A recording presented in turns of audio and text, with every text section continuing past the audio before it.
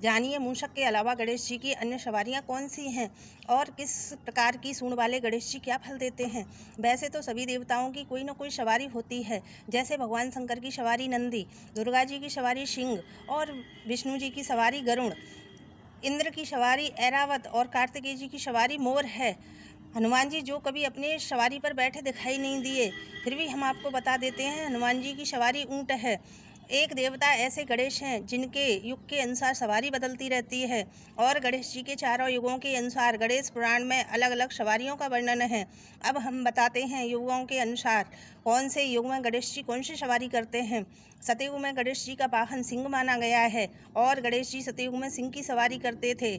त्रेता युग में गणेश जी का वाहन मोर माना गया है और त्रेता युग में गणेश जी मोर की सवारी करते थे। वहीं द्वापर युग में गणेश जी का वाहन चूहा माना गया है, तो द्वापर युग में गणेश जी चूहे की सवारी करते थे। कलयुग में गणेश जी का वाहन घोड़ा माना गया है, तो कलयुग में गणेश जी घोड़े की सवारी करते हैं। अब हम आपको बताते हैं कि किस तरफ की सूंड वाले गणेश जी क्या फल प्रदान करते हैं और गणेश जी के 12 नाम कौन से हैं। 7 सितंबर से गणेश महोत्सव शुरू होने जा रहा है, तो हम आपको बताते हैं कि कौन से गणेश जी क्या फल प्रदान करते हैं। दाहिनी तरफ सूंड वाले गणेश जी रिद्धि सिद्धि प्रदान करने वाले होते हैं और जिनके यहाँ बाई तरफ सूंड वाले गणेश जी होते हैं, वहाँ पर गणेश जी दुष्टों का श्रृंगार करने वाले होते हैं। और गणेश जी सीधी सूंड वाले होते हैं, वह कोर्ट कचहरी के मामलों को निपटा देते हैं। इस प्रकार गणेश जी के अलग अलग स्वरूपों का महत्व भी अलग अलग हो जाता है। इसी प्रकार से 12 नामों का उच्चारण करने से घोर गरीबी का नाश होता है। पहला नाम सुमुख, एकदंत, कपिल, गजबदन, लंबोदर, विकट, विघ्न विनाशक, धूम्रकेतु, विनायक, गणाध्यक्ष और गजानन और भालचंद्र। माता पार्वती ने पुत्र का नाम गणेश क्यों रखा और गणेश जी का जन्म किस प्रकार हुआ।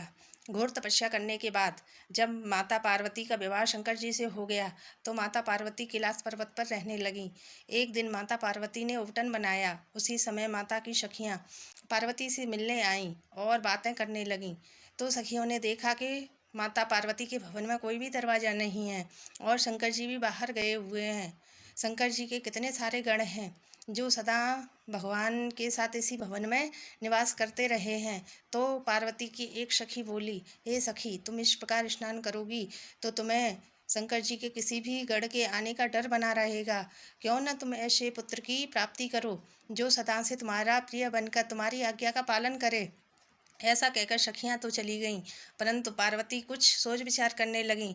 इस प्रकार सोच विचार करते करते पार्वती जी ने जो उपटन बनाया था, उसी उपटन से सुंदर बालक बनाया। उसी बालक स्वरूप पर माता पार्वती इतनी मोहित हो गईं कि देखते ही देखते उसमें प्राण डाल दिए। इस प्रकार गणेश जी का जन्म हुआ।